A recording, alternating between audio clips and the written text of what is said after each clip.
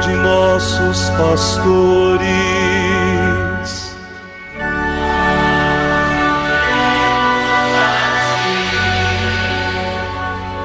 Professando todos uma só fé,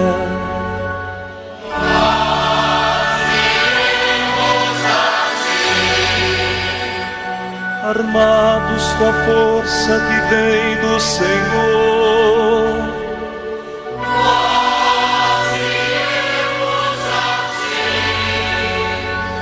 sob impulso do Espírito Santo. Meu irmão, minha irmã, nesta sexta-feira da 22ª semana do Tempo Comum, a Igreja nos oferece uma palavra da sua tradição. O texto que nos é oferecido hoje, na segunda leitura do Ofício das Leituras na Liturgia das Horas, é um texto tirado do Sermão sobre as Bem-aventuranças de São Leão Magno, Papa. Esse texto é do século V da nossa era cristã e nos traz o seguinte título: Bem-aventurados os pobres em espírito. Ouçamos então atentamente esta palavra da Igreja, este ensinamento que vem hoje para nós como catequese para nos instruir na vida de fé. Não há dúvida de que os pobres alcançam mais facilmente que os ricos o bem da humildade.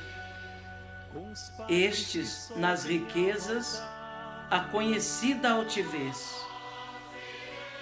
Contudo, em muitos ricos encontra-se a disposição de empregar sua abundância não para se inchar de soberba, mas para realizar obras de benignidade.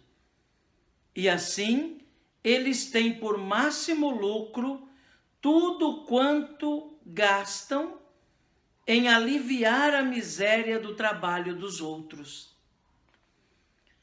A todo gênero e classe de pessoas é dado ter parte nesta virtude, porque podem ser iguais na intenção e desiguais no lucro.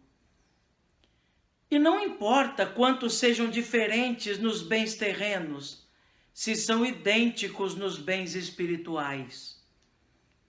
Feliz então a pobreza que não se prende ao amor das coisas transitórias, nem deseja o crescimento das riquezas do mundo, mas anseia por enriquecer-se com os tesouros celestes. Exemplo de fidalga pobreza foi-nos dado primeiro, depois do Senhor, pelos apóstolos, que abandonando igualmente todas as posses à voz do Mestre Celeste, se transformaram por célebre conversão de pescadores de peixes em pescadores de homens. Eles tornaram a muitos outros semelhantes a si, à imitação de sua fé, quando nos filhos da Igreja primitiva era um só o coração de todos e uma só a alma dos que criam.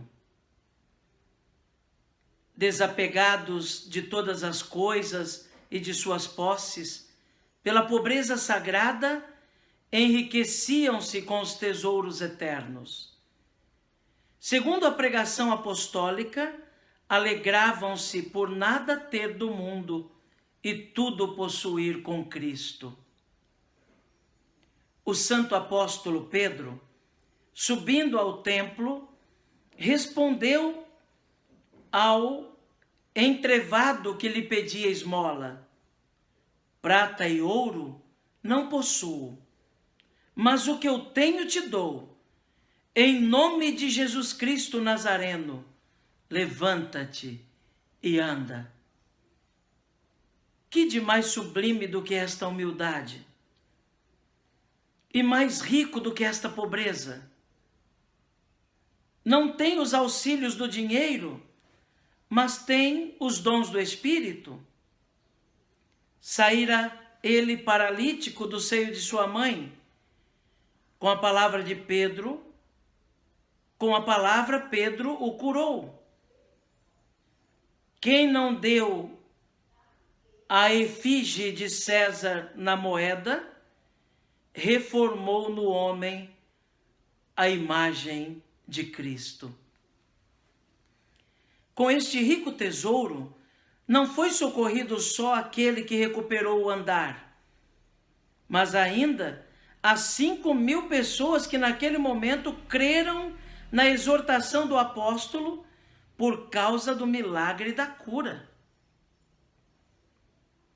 E o pobre que não tinha para dar a um mendigo, distribuiu com tanta largueza a graça divina.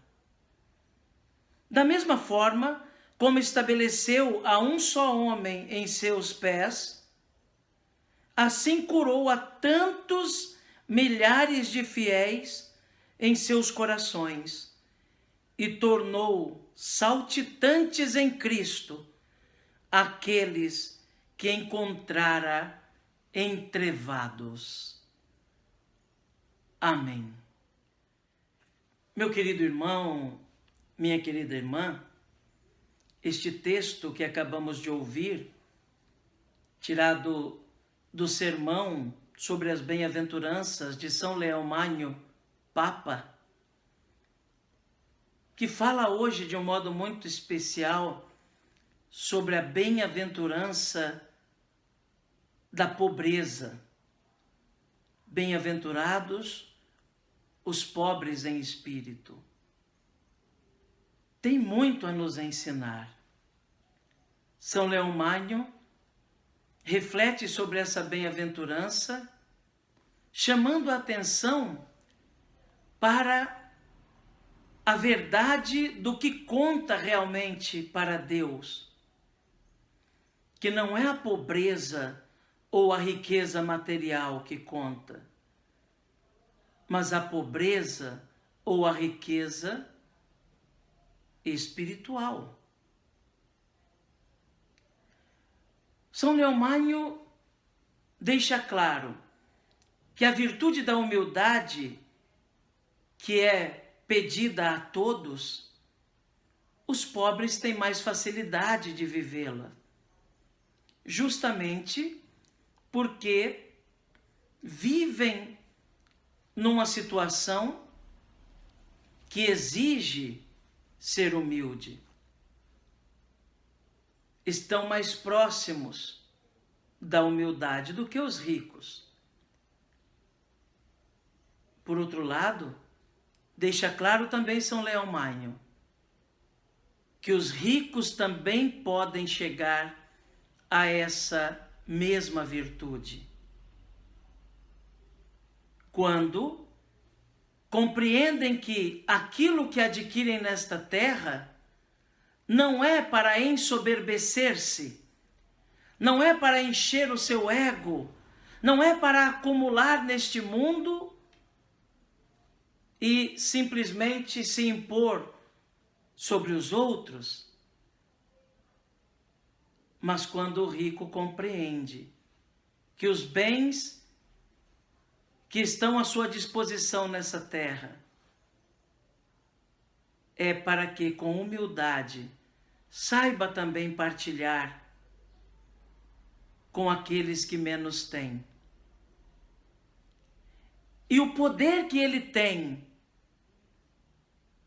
de, por exemplo, dar o emprego a um pobre, não seja, de fato, uma forma de se impor por sobre os outros, mas justamente de partilhar das bênçãos que Deus lhe concedeu. Então isso deixa claro para nós que não é a condição financeira, a condição econômica que aproximam uma pessoa de Deus. Não é simplesmente porque a pessoa não possui nada de bem material que ela seja agradável a Deus. Não. Ainda que quem seja mais humilde, mais pobre, certamente tem elementos que podem aproximá-lo mais de Deus. Mas não necessariamente. Existem muitos que vivem na pobreza e muitos até na miséria, mas estão muito longe de Deus. Muitos que vivem na pobreza e até na miséria e são apegados ao quase nada que têm. E são incapazes de fazer o bem. Por outro lado, existem pessoas ricas que não vivem na opulência ou prejudicando os outros, ou simplesmente pensando em acumular e apegar-se às coisas materiais, mas que sabem com humildade partilhar do que têm com aqueles que têm menos. E assim se tornam pobres, conforme o Evangelho quer que sejamos. Pobres no espírito. Pobres por não achar que somos suficientes a nós mesmos ou que não precisamos dos outros. Pobres da certeza que necessitamos de Deus e necessitamos dos irmãos. Pobres no sentido de sermos despojados diante de Deus, mas ao mesmo tempo ricos, reconhecendo a riqueza da graça de Deus que acontece em nós. Então, não é o status econômico que vai ditar se nós vamos entrar no céu ou não, mas sim como nós lidamos com o bem que temos, pouco ou muito. Como nós nos dispomos diante dos irmãos e diante de Deus, com o pouco ou muito que nós possuímos. Ser um bem-aventurado porque pobre significa justamente isso. Deixar-nos encher de Deus, enriquecer por Deus, e na humildade nos reconhecer tão pequenos, tão pobres, tão fracos, tão insuficientes, que não podemos seguir se Deus não nos preencher, se a graça de Deus e a bênção de Deus não nos guiar. E nesta sexta-feira, meu irmão, minha irmã, convido você mais uma vez comigo, confiando na intercessão de Nossa Senhora, rezarmos, clamarmos pela sua intercessão. Ela que mais próxima de Jesus está, porque já ressuscitada ao seu lado, pode levar até Ele nossos pedidos, preces e agradecimentos. Coloquemo-nos então em confiança nas mãos de Maria, para que ela nos conduza sempre mais ao seu Filho Jesus. Salve, Rainha, Mãe de misericórdia, vida, doçura, esperança nossa, salve. A vós bradamos, degredados filhos de Eva, a vós suspirando, gemendo, chorando neste vale de lágrimas. Eia, pois, advogada nossa, estes vossos olhos misericordiosos a nós volvei, e depois desse desterro, mostrai-nos Jesus. Bendito fruto do vosso ventre, ó clemente, ó piedosa, ó doce sempre Virgem Maria.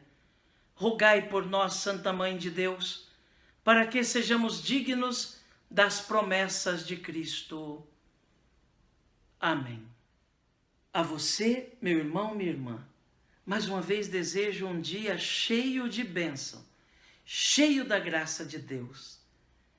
Que esse dia seja um dia todo especial para que você faça a experiência do ressuscitado. E lembre-se, eu e você somos chamados a permitir que Deus possa moldar o nosso coração, a permitir que Deus possa cada vez mais transformar o nosso coração num jarro novo, num odre novo, para que Ele possa depositar sempre o vinho novo da sua mensagem, o vinho novo do seu amor, o vinho novo do seu mandamento, para que, penetrando o nosso coração, permaneça ali e sejamos nós condutores desse vinho novo aos irmãos e às irmãs. Que Jesus abençoe você, meu irmão. Que Jesus abençoe você, minha irmã. Abençoe-vos o Deus Todo-Poderoso, Pai, Filho e Espírito Santo. Amém.